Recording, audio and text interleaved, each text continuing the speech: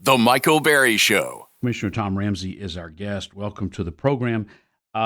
Commissioner, to give this big pay raise like this, which will have an inflationary effect if everyone in the community does it, and then no net, or if no one else does it, because I know they're trying to get the city and other entities around the area to do this. Were we having trouble hiring people because we weren't paying people enough? No, I don't think that's the case at all. We certainly do well at the county. The reason people went to work for the county in years past was we had great benefits. We still have great benefits, but we don't compare ourselves to anything north of Lubbock. And yet every time you turn around, they're going to either Boston or New York or LA or Chicago, and they come up with a harebrained idea. It's like,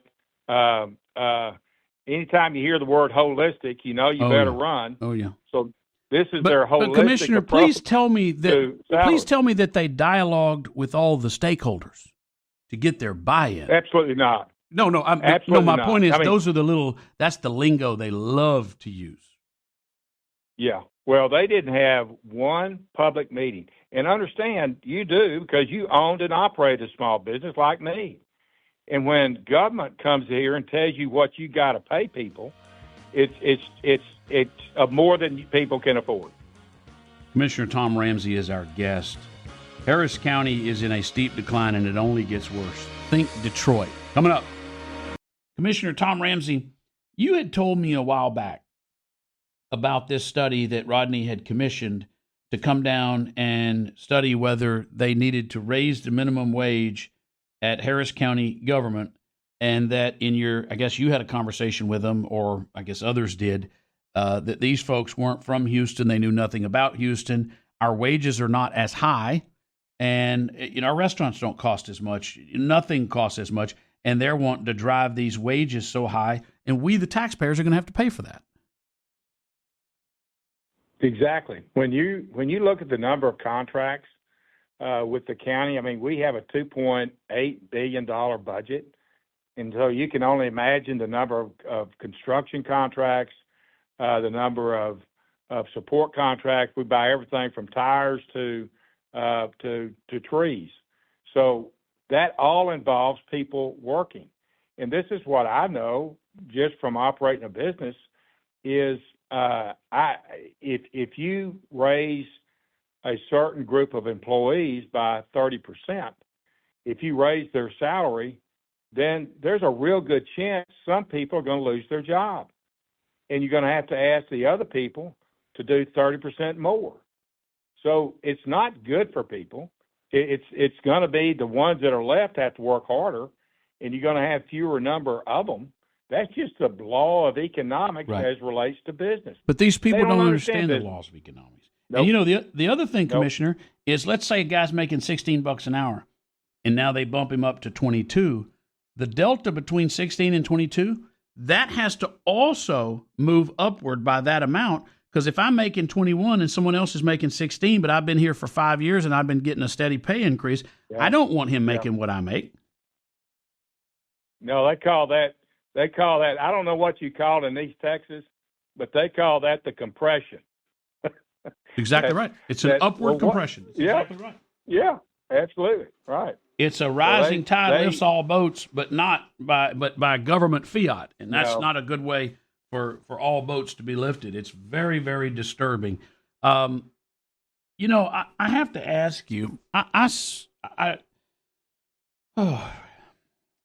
George Foreman passed. Great, not just Houstonian, American. Great story on so many levels, far beyond boxing and far beyond the George Foreman grill. And Precinct 3. Yes, correct, Northeast. And who does Harris County decide they're going to name a building after but Sylvester Turner? I don't blame you for that, but it blows my mind. There are people in prison right now who were his top people for taking bribes. It was bribes all around. They just didn't ever bring the case against him, and they're naming buildings after him. But I guess that's who they honor. That's who they respect. I mean, I remember going to an NAACP dinner one night and El Franco Lee invited me, just one of the greatest leaders we ever had in the county. And I was sitting between him and George Foreman. And El Franco said loud enough so Foreman could hear, he said, "Hey, Ramsey, ask Foreman about the time I beat him up in the second grade." And Foreman did admit that El Franco Lee did whip him pretty bad in the second grade. But those were people that cared about the community. Those were people that were involved in the community, in their families, and in their life. And it's just, it is hard to understand how you can go through and do some of the things you do and end up in that position. It's frustrating. I know it's frustrating for you because you have to get up every day and remember that what you're doing does make a difference, even if it doesn't feel like it.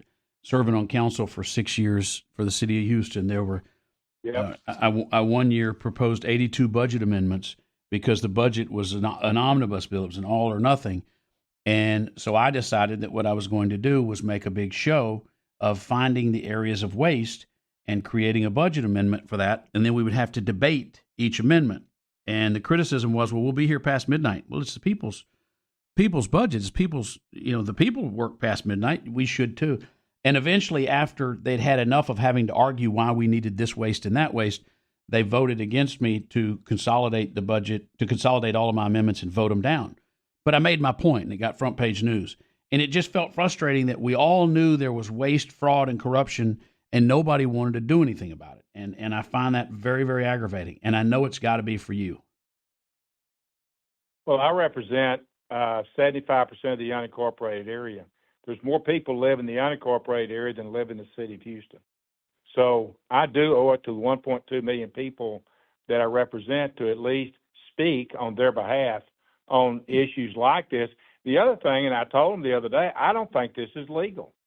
I don't think it's legal for a county to set a minimum wage. Certainly the state may do it, feds do it, Davis-Bacon, but I don't think it's legal. In fact, I've gotten some input that it isn't. So we'll be pursuing that side of it, but that's the case. They don't vet anything. They just do it. They had a photo op before the meeting with all the labor unions.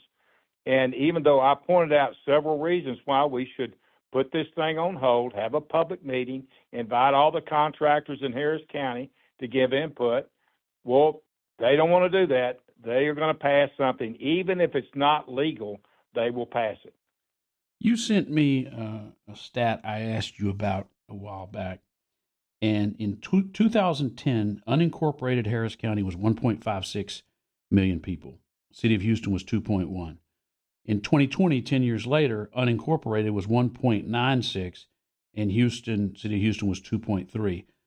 The unincorporated Harris County population had doubled the growth that the City of Houston had, and it had seen a 26% growth, whereas the City of Houston had seen 10. We are fast approaching the day, and I don't know if 10 years, if 2030 will be that day, where there will be more people in Harris County who don't live in the city than do. And that reflects a big changing in a lot of those demographics. Commissioner Tom Ramsey, keep fighting the good fight. We do appreciate you. Thank you, sir. Talk to you later, Michael. The Michael Berry Show.